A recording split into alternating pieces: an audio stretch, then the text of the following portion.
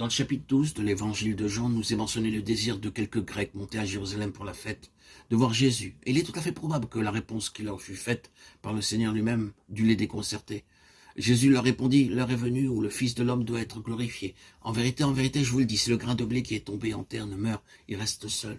Mais s'il meurt, il porte beaucoup de fruits. Jean 12, 23, 24. Que voulait-il donc dire par cette réponse?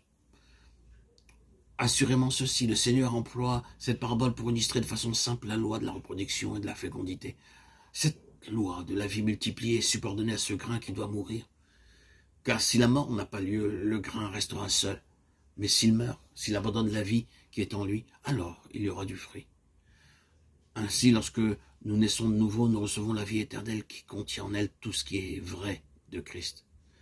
Or, la suite de la réponse du Seigneur, celui qui aime sa vie la perdra, et celui qui est sa vie en ce monde la conservera pour la vie éternelle. Jean 12, 25. Cela montre que deux vies sont en nous et peuvent nous animer. La vie psychique, celle de l'âme, ou la vie éternelle qui est divine et procède de l'esprit. La vie psychique manifeste l'amour de soi, car celui qui aime sa vie s'aime soi-même. Nous sommes donc devant un choix. En cédant la place à Christ, cela veut dire que nous sortons pour lui laisser toute initiative. Nous choisissons délibérément la croix comme principe de vie. C'est la condition initiale absolue pour que la vie de Christ devienne la nôtre. Il ne peut y avoir la vie qu'à moins que la mort ait été expérimentée. Le chapitre 11 qui précède illustre de façon claire que dans le conseil éternel, la fin de Lazare avait été décidée. Et rien ne pouvait l'empêcher de mourir. Il fallait qu'il en soit ainsi. L'enseignement qui se dégage est donc le suivant. Que représente Lazare et pourquoi devait-il mourir? La réponse est celle-ci. En Lazare, nous sommes en présence de l'ancienne création, quelque chose qui a failli, quelque chose qui ne peut pas servir le dessein éternel, quelque chose qui avait été suscité et a échoué. Ceci illustre la nature de l'homme, qui ne peut aucunement être améliorée. Non, elle doit mourir.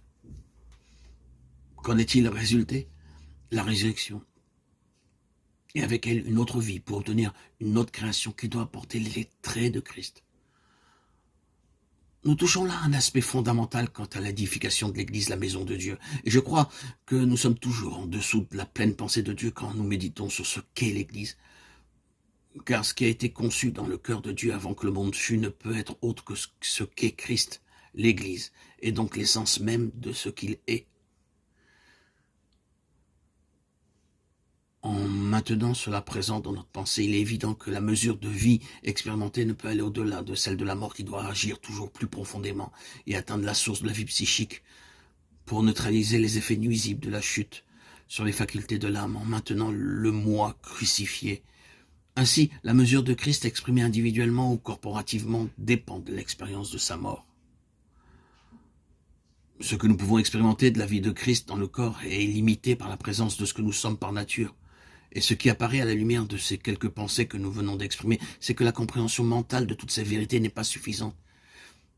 Il nous faut donc entrer dans l'expérience de ce qu'elles représentent, et ces implications passent par un chemin douloureux, voire impossible pour la vie naturelle.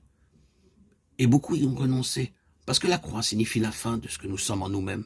Mais l'acceptation de cette fin, bien qu'elle ait été initialement vécue un jour dans notre vie, signifie une fin vécue chaque jour, et à tous les instants.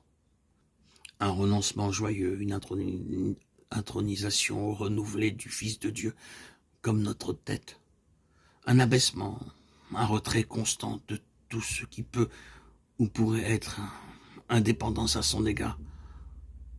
Sommes-nous prêts? Si oui, alors avançons.